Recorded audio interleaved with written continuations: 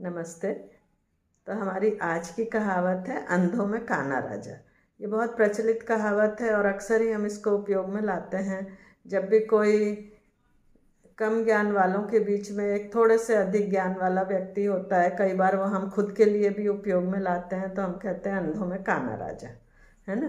तो उससे जुड़ी एक कहानी मुझे याद आ रही है, H.G. वेल्स की, अंग्रेजी राइटर। इन्होंने 1904 में ये पहली बार प्रकाशित हुई थी ये कहानी। तो इन्होंने बहुत सारा काल्पनिक वैज्ञानिक फिक्शन, मतलब काल्पनिक वैज्ञानिक साहित्य लिखा, बहुत अच्छी अच्छी कहानियाँ लिखी। हम लोग अपने बचपन में बहुत चाव से पढ़ते थे। द टाइम मशीन भी बहुत फेमस है। इसी तरह ये वाली कहानी इनकी, the country of the blind, ये भी बहुत प्रसिद्ध हुई थी। और तो ये कहानी मैं आपको सुनाना चाहूँगी।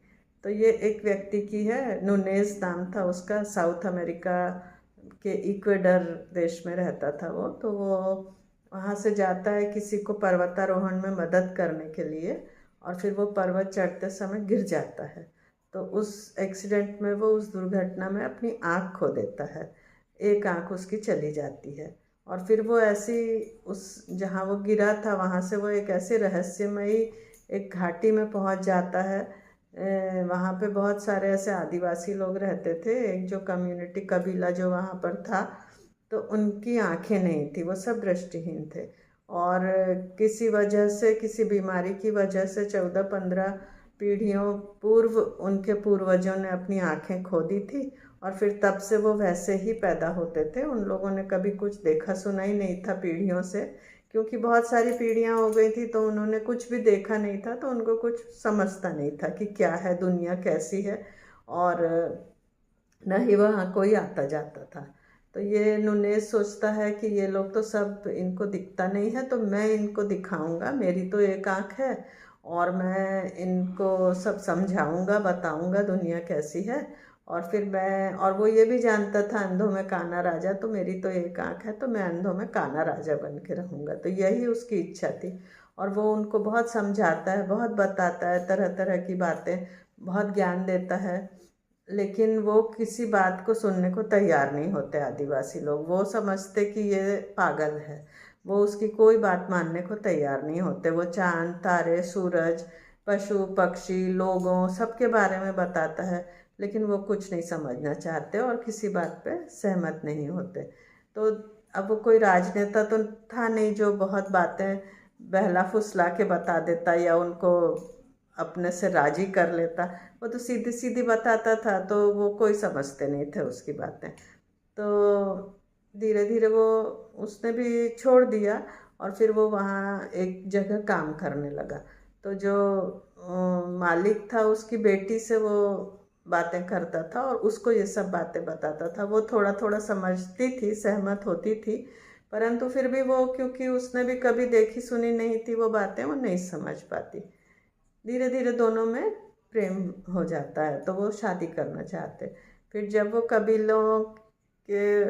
कबीले के सरदारों के पास जाता और वो लड़की के पिता से भी बोलता, अपने मालिक से, तो कोई राजी नहीं होता। कहते पागल से हम अपनी बेटी की शादी कैसे करेंगे। लेकिन फिर वो लड़की जब जिद करती है या लड़की बोलती है, तो वो या मान जाते हैं और बोलते ठीक है, इसका अपन इलाज कराएंगे और फिर इसकी शादी कर लेंगे बेटी से। तो वहीं के लोकल डॉक्टर के पास वो जाते हैं, और जो उनका जैसा भी था उस समय, उनका रोग ठीक करने वाला कोई, तो वो बोलता है कि इसका सब कुछ तो ठीक है, लेकिन बस इसकी जो जो दो शरीर के ऊपरी हिस्से में ये जो दो सॉफ्ट बॉल्स हैं, या जो नरम गोले हैं, आँखें मतलब, तो वो निकाल देना चाहिए, क्योंकि उन्हीं से इसने सब कुछ देखा सुना है, और ये ऐसी बहकी बहकी बातें करता है, अजीब सी बातें करता है। तो अब इसको राजी होना पड़ता है, क्योंकि इसे तो शादी करना था और इसने सोच लिया था अब यहीं रहूँगा। तो वो तैयार हो जाता है। और फिर जब नियत दिन आता है तो ऑपरेशन का, तो उसके शाम पहले ही, एक दिन पहले ही, वो बहुत कुछ दुनिया, मतलब वो सब कुछ देखता है अपने आसपास की जगह, और फिर एक जगह लेट जाता है और फिर चांद तारे देख रहा होता है। दिन ढल जाता है, अगले दिन ऑपरेशन होना था। तो वो चांद तारे देखता है, पेड़ देखता है, पशु पक्षी सब देखता है, तो उसको एहसास होता है कि आँखें कितनी महत्वपूर्ण हैं, इनको ऐसे मैं नहीं खो सकता। उसने वो सोचता है मुझे तो इतना ज्ञान इन्हीं से मिला है ना, तो मुझे अपनी आँखें संभाल के रखना चाहिए, आँखें खुली रखना चाहिए। अब इन लोगों के साथ में वैसा तो नहीं बन सकता, तो नहीं बनना चाहिए और वो फिर वहाँ से उठ के धीरे से चला जाता है।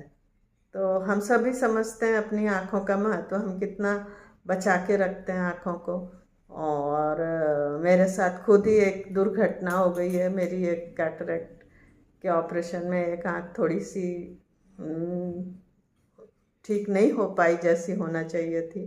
तो आँखें हमारी बहुत महत्वपूर्ण है, हमेशा बहुत संभाल के रखना चाहिए। धन्यवाद। अगर आपको कहानी अच्छी लगी हो तो आप सब्सक्राइब करिए, लाइक करिए। इसी तरह मैं आपको कहानियाँ सुनाती हूँ।